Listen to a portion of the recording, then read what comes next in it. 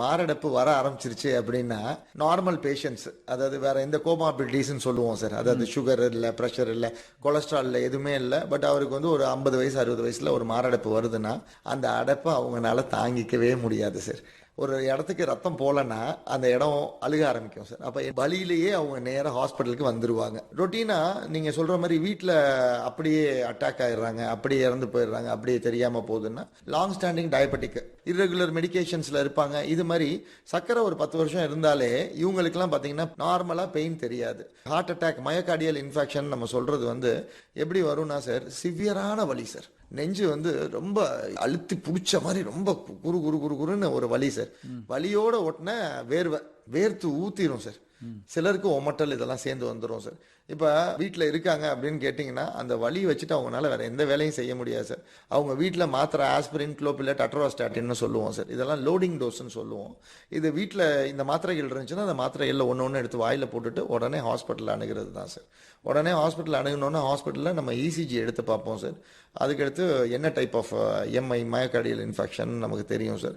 அப்புறம் கரைக்கிற மருந்து நம்ம கொடுத்துட்டு அதை கரைச்சிட்டு அதுக்கடுத்து ஆன்ஜியோ, அது மாதிரி ஸ்டெப் பை ஸ்டெப்பாக ப்ராசஸ் போகும். நம்ம ஏன் இந்த சிபிஆர் வந்து நம்ம கொடுக்குறோம் அப்படின்னு கேட்டிங்கன்னா, மூளைக்கு கான்ஸ்டன்ட்டாக எல்லா இடத்துக்குமே ரத்த ஓட்டம் போய்கிட்டே இருக்கணும் சார். சடனாக ஒருத்தவங்களுக்கு ஹார்ட் நின்று போச்சு அப்படின்னா அப்ப ரத்த ஓட்டம் போகாத ஒரு நொடியுமே ஒரு செல் டெத் நடந்துகிட்டு இருக்கும். நீங்க மூளையா எடுத்துக்கோங்க, இல்ல எந்த உறுப்பை எடுத்துக்கிட்டாலுமே ஒரு நிமிஷத்துக்கும் ஒரு செகண்டுக்குமே மில்லியன்ஸ் ஆஃப் செல் டெத் நடக்க ஆரம்பிச்சிடும். அப்ப நம்ம சிபிஆர்னு அந்த கம்ப்ரஷன் வந்து மேல அந்த தொராசிக், அதாவது நம்மளோட எலும்போட அந்த வடிவத்துல வந்து மேல இருக்க தொராக்ஸ் அப்படின்னு சொல்லுவோம், தொராசிக் கேஜ்னு சொல்லி, அந்த நடுவில் வர்றது தொராக்ஸ், பின்னாடி வர்றது வெர்டிப்ரா. இது ரெண்டுமே ரொம்ப ஸ்ட்ராங்கான போன்ஸ் சார் நம்மளோட உடம்புல இருக்கிறதுல.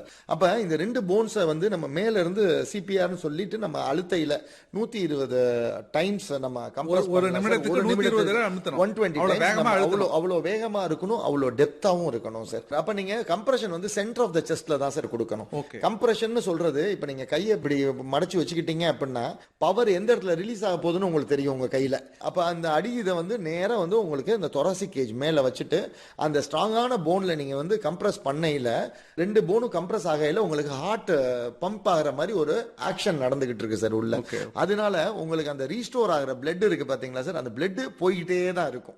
அதை தான் நம்ம ஒரு செல்லையும் காப்பாத்துறதுக்காண்டி தான் நம்ம சிபிஆரே நம்ம முதல்ல ஸ்டார்ட் பண்றோம் சார். இது பேசிக் லைஃப் சப்போர்ட்னு சொல்லிட்டு எல்லா இடத்துலயும் அவேர்னஸ் ப்ரோக்ராம், யூடியூப் வீடியோஸ்லயே நிறைய மேக்ஸிமம் வந்துருது சார்.